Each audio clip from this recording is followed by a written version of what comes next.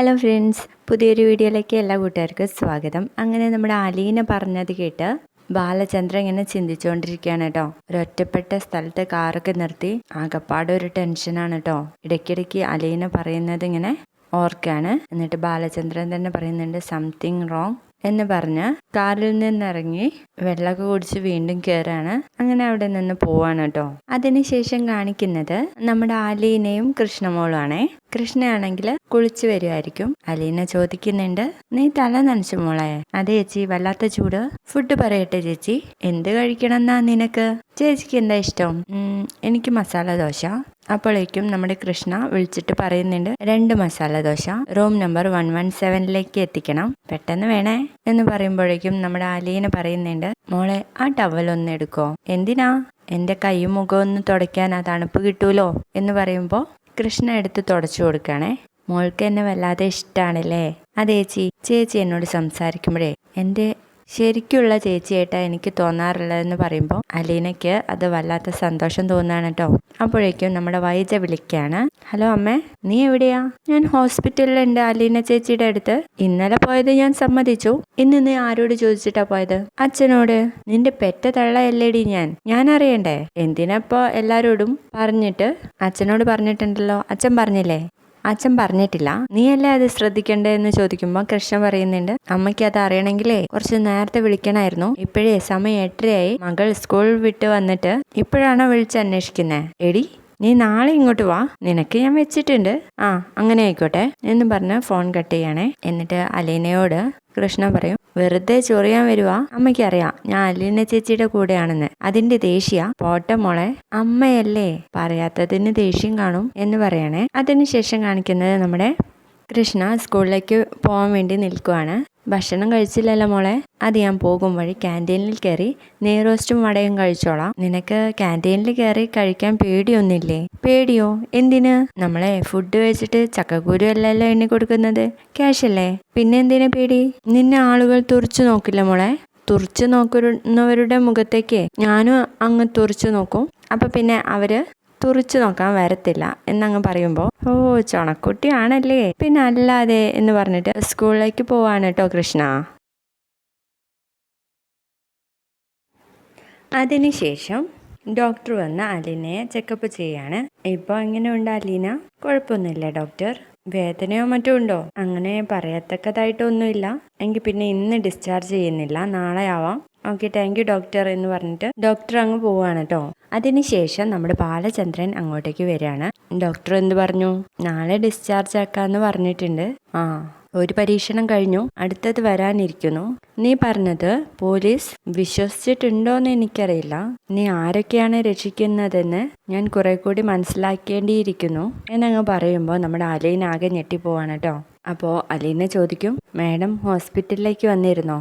എന്താ, നീ അവൾ വരുമെന്ന് പ്രതീക്ഷിച്ചിരുന്നോ എന്ന് ചോദിക്കുമ്പോൾ അലീന ഒന്നും മിണ്ടുന്നില്ലേ. അല്ല, ഞാൻ ആ വീട് നന്നായിട്ട് നോക്കിയതല്ലേ, സാറിന് അതറിയില്ലേ എന്നങ്ങ് ചോദിക്കുമ്പോൾ നമ്മുടെ ബാലചന്ദ്രൻ പറയും, നിന്റെ വീട് പോലെ അല്ലേ എന്ന് പറയുമ്പോൾ വീണ്ടും ഞെട്ടിപ്പോവാണേ. അതെന്താന്ന് അവൾക്ക് മനസ്സിലായിട്ടില്ല, എനിക്കും മനസ്സിലായിട്ടില്ല, ഞാനതൊക്കെ മനസ്സിലാക്കി വരുന്നതേ ഉള്ളൂ എന്നങ്ങ് പറയുമ്പോൾ നമ്മുടെ അലീന ചോദിക്കുന്നുണ്ട്, സാർ ഇത് എന്തൊക്കെയാ പറയുന്നത്?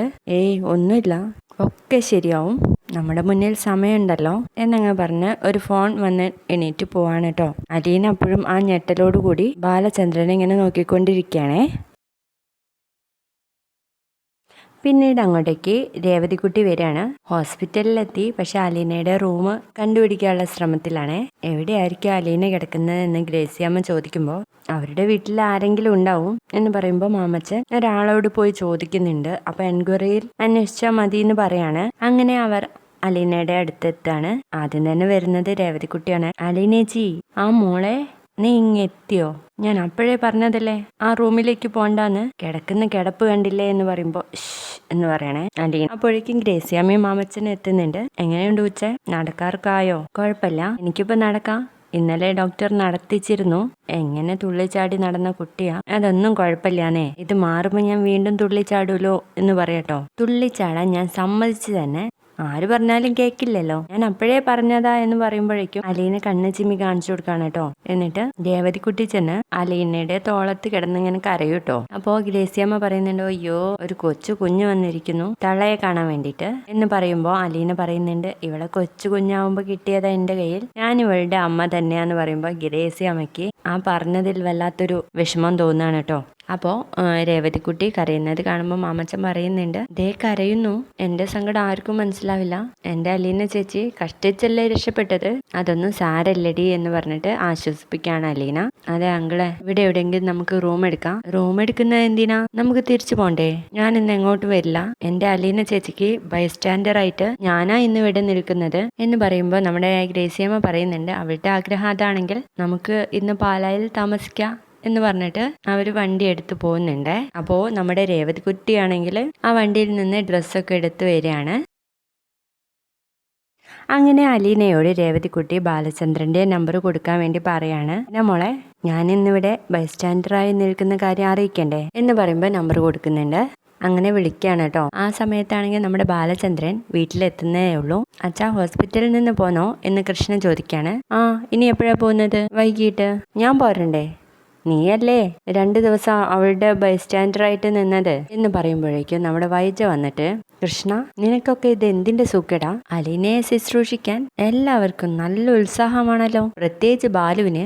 ഇത് കണ്ടാലേ ആളുകൾ സംശയിക്കും ബാലചന്ദ്രന്റെ ആദ്യ ഭാര്യയിലുണ്ടായ മകളാണ് അലീന എന്ന് തോന്നും എന്നങ്ങ് പറയുന്നത് നമ്മുടെ ബാലചന്ദ്രൻ പറയും, അവൾ എന്റെ മകളല്ലാന്ന് എനിക്ക് തീർച്ചയുണ്ട്. കൈതക്കൽ മാളിക വീട്ടിലെ കുഞ്ഞിരാമ മേനോന് 3 ആൺമക്കളും ഒരു പെണ്ണുമാ, അതിലാരുടെയും ആവാതിരുന്നാ മതി എന്ന് പറയുമ്പോൾ നമ്മുടെ വൈജ ആകെ ഷോക്കടിച്ച് നിന്ന് പോവാണ്. അപ്പോഴായിരിക്കും നമ്മുടെ രേവതിക്കുട്ടി വിളിക്കുന്നത്. ഹലോ, ആരാ മനസ്സിലായില്ലല്ലോ?